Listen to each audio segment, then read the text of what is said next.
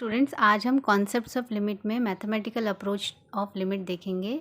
तो इसके लिए हमने यहाँ पे एक एग्जांपल लिया है, f x equal to x square minus 4/x-2 x not equal to 2। That means this function is defined for all x except x equal to 2। x equal to 2 पे हमारा ये फंक्शन डिफाइन नहीं है।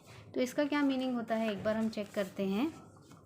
अगर मैंने यहाँ पे x की वैल्यू, जो मेरा फंक्शन है f x equal to x square minus 4/x-2 x not equal to 2, अगर मैंने x की वैल्यू 2 रखी तो क्या होगा, 2 स्क्वायर माइनस 4/2 एफ ऑफ 2 आएगा लेफ्ट हैंड साइड में, इक्वल टू, देखो ये हो जाएगा 0/0 फॉर्म। देखो 4 - 4 0, 2 - 2 0। तो ये जो हमारा फॉर्म है 0/0, इसको हम बोलते हैं indeterminate form. Indeterminate form. Indeterminate form का मीनिंग होता है वो फॉर्म जिसे हम सॉल्व नहीं कर सकते। We can not solve these type of forms. ठीक है, इसको हम सॉल्व नहीं कर सकते। तो क्या करेंगे, तो उन्होंने क्या बोला है कि x इक्वल टू 2 पे तो डिफाइन नहीं है, मगर इसकी बाकी की हर वैल्यू पे ये डिफाइन है। मतलब 2 से छोटी वैल्यूज़ पे भी ये डिफाइन हो सकता है एंड 2 से बड़ी वैल्यूज़ पे। तो मतलब ये देखो, ये जो मैं less than 2 and greater than 2 बोली, बहुत ही माइनर डिफरेंसेस पे हमें ये कंसिडर करना है। ठीक है, तो यहाँ पे हमने वही बोला है, ये चीज़ें वही यही चीज़ें जो मैंने आपको ऑलरेडी बताया, वही चीज़ें हमने लिखी है। At x equal to 2 we can not determine the value of the function as it assumes the form 0/0 which is known as indeterminate form. अब वो बोल रहे if not x not equal to 2, तो नॉट इक्वल टू 2 मतलब देखो, अगर यहाँ पे हमारा 2 है तो 2 के हम राइट साइड में चेक करते हैं फंक्शन की वैल्यू, एंड 2 के लेफ्ट साइड में चेक करते हैं फंक्शन की वैल्यू। ठीक है, तो 2 के लेफ्ट साइड मतलब तो यहाँ पे हम एक टेबल बनाया, the following table exhibits the values of f x at points which are close to 2 on its 2 sides. मतलब 2 के एकदम नज़दीक की वैल्यू, जैसे 1.5 is equivalent to 2, 1.6 is equivalent to 2, 1.9 is equivalent to 2, होता है ना ऐसा। ये जनरली हम लोग देखते हैं कि 1.5 इसको हम लगभग 2 के इक्वल समझ सकते हैं। 1.6 ये भी हमारा 2 के इक्वल होता है। 1.7 ये भी हमारा 2 के इक्वलेंट होता है। 1.9 ये भी 2 के इक्वलेंट होता है। 1.9 ले, ये भी 2 के इक्वलेंट होता है। तो ऐसे हम लोग इनको 2 के नियर बाय वैल्यूज़ हम बोलते हैं। ठीक है, लेफ्ट हैंड साइड से क्यों बोला मैंने, क्योंकि 2 से कम वैल्यू, छोटी वैल्यूज़ हम ले रहे हैं। ठीक है, तो मैंने 2 से छोटी वैल्यूज़ ली, मैंने x की वैल्यू ली, x इक्वल टू 1.4, तो एफ एक्स की वैल्यू आती है 3.4। देखिए जो 3.4 है, this is almost equal to 4 है, दिस इज़ ऑल्सो ऑलमोस्ट अभी x इक्वल टू 1.5 लिया तो एफ एक्स मुझे मिला 3.5 which is also almost equal to 4 है। x की वैल्यू मैंने 1.6 ली तो एफ एक्स मुझे मिला 3.6, इसकी भी वैल्यू हम लगभग 4 के इक्वल ले सकते हैं। x की वैल्यू 1.7 है तो एफ एक्स हमारा 3.7, वो भी हमारा ऑलमोस्ट 4 के इक्वल होता है। x की वैल्यू 1, देखो ये सारी 2 के नियर बाय वैल्यूज़ है, तो ये मुझे एफ एक्स की जो भी वैल्यू मिली, ये सारी वैल्यूज़ जो क्या है, ऑलमोस्ट इक्वल टू, लगभग वो 4 के इक्वल आ रही है। और ये सब जो मैंने लिया है, ये सब क्या है, नियर बाय वैल्यूज़ ऑफ 2, ये सब इक्वलेंट टू 2 है। ठीक है, ऐसे हम लिखते हैं इक्वलेंट टू को। ठीक है, तो इस तरीके से ये हमने एक टेबल जैसा बनाया हुआ है जिसमें हम x की छोटी, x इक्वल टू 2 से छोटी वैल्यूज़ हम ले रहे हैं। ठीक है, नेक्स्ट देखते हैं। फिर हमने x को राइट हैंड साइड से लिया। देखो यहाँ पे ये 2 वैल्यूज़ भी मैंने ऐसे लिए 1.999, तो ये सारी एफ एक्स की वैल्यूज़ क्या है, इक्वलेंट टू 4 आती है। अब फ्रॉम राइट हैंड साइड, मतलब राइट हैंड साइड से मतलब है कि x से, जैसे ये हमारा 2 था, है ना, यहाँ पे 2 है, 2 पे तो फंक्शन 0/0 हो रहा है, मतलब ये हम 2 तो ले नहीं सकते, तो 2 से ज़रा बड़ी एंड 2 से ज़रा छोटी वैल्यूज़ पे हम चेक करते हैं। तो 2 से ज़रा बड़ी मतलब मैं लूँगी 2.01 या 2.1, 2.2, ये सब क्या है, ये सब ऑलमोस्ट इक्वलेंट टू 2 ही है। ये सब वैल्यूज़ क्या है, 2 के इक्वलेंट ही है। ठीक है, तो हमने लिया 2.01, तो एफ एक्स मुझे क्या मिल रहा है, 4.01, तो 4.01 ऑलमोस्ट क्या है, 4 ही है। x की वैल्यू मैंने 2.1 लिया विच इज़ इक्वलेंट टू 2 है, तो एफ एक्स की वैल्यू मुझे क्या मिल रहा है, 4.1 which is also equivalent to 4। तो ऐसे हमने x की अलग अलग वैल्यूज़ पे हमने चेक किया। तो जैसे लास्ट वैल्यू है x की वैल्यू मैंने 2.5 लिया, तो fx मुझे मिला 4.5 which is almost equal to 4, हम ये कंसिडर कर सकते हैं। ठीक है, तो इसका मतलब हमने ये देखा कि x इक्वल टू जो पॉइंट है हमारा x इक्वल टू 2, उस पॉइंट को छोड़ के उसके राइट साइड की तरफ, मतलब 2 से ज़रा बड़ी वैल्यूज़ एंड उसके लेफ़्ट साइड मतलब उससे 2 से ज़रा छोटी वैल्यूज़ पे जब हमने फंक्शन की वैल्यूज़ निकाली, तो दोनों तरफ से जब हमने चेक किया 2 के लेफ़्ट और राइट, तो दोनों ही साइड से हमें फंक्शन की वैल्यू क्या मिल रही है, सेम मिल रही है। देखो ये सब अप्रोचिंग टू 4 है, ये सारी वैल्यूज़ अप्रोचिंग टू 4 है। ठीक है, तो it is evident from the above table that when x approaching to 2, देखो x क्या कर रहा है, 2 की तरफ जा रहा है। व्हेन x जो है वो 2 की तरफ टेंड कर रहा है, व्हेन x अप्रोचिंग टू 2, देखो ये वाला साइन है एरो का, एग्जैक्टली इक्वल टू 2 नहीं हुआ है क्योंकि एग्जैक्टली इक्वल टू 2 पे तो हमारा फंक्शन ही डिफाइन नहीं है ना। अप्रोचिंग टू 2 लेफ्ट साइड और राइट साइड से हम चेक कर रहे हैं, तो मेरा जो फंक्शन है, फंक्शन की जो वैल्यू है इस पॉइंट पे, दिस इज़ अप्रोचिंग टू 4, तो fx की वैल्यू कहाँ जा रही है, 4 की तरफ जा रही है। जब हमारा x का वैल्यू 2 की तरफ जा रहा है, approaching to 2, then fx approaching to 4। ठीक है, when x approaches to 2 from its left hand side, the function fx tends to the limit 4. Thus we can show that as, देखो इसी को लेफ्ट हैंड साइड को हम कैसे लिखते हैं, limit x tending to 2 minus, minus का मतलब यहाँ पे नेगेटिव साइन से नहीं है, माइनस मतलब लेफ्ट हैंड साइड को शो करने के लिए यहाँ पे हमने लिया है। fx की वैल्यू क्या मिलती है, 4 मिलती है, तो आपको इस तरीके से यहाँ पे शो करना है।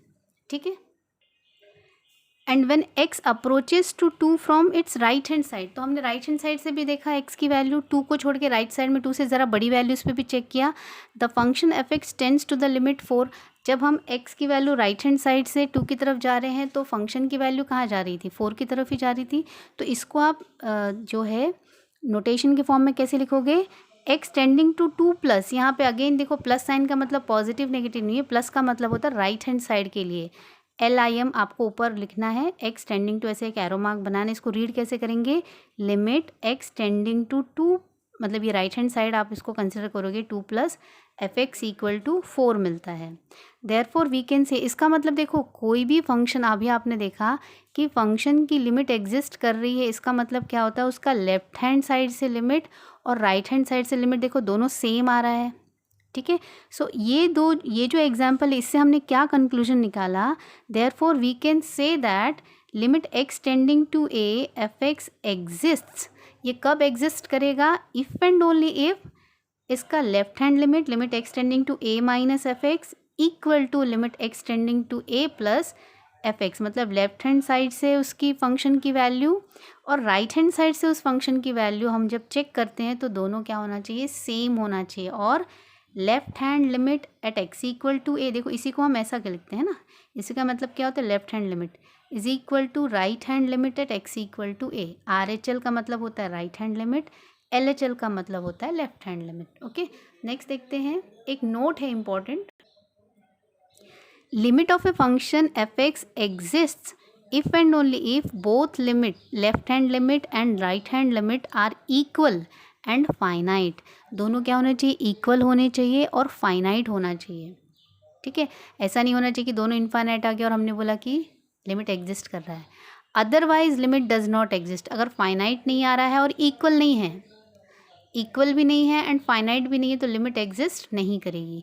अभी हमने एक इनडिटर्मिनेट फॉर्म, ये वर्ड मैंने यूज़ किया था, तो इनडिटर्मिनेट फॉर्म में देर आर 7 इनडिटर्मिनेट फॉर्म्स।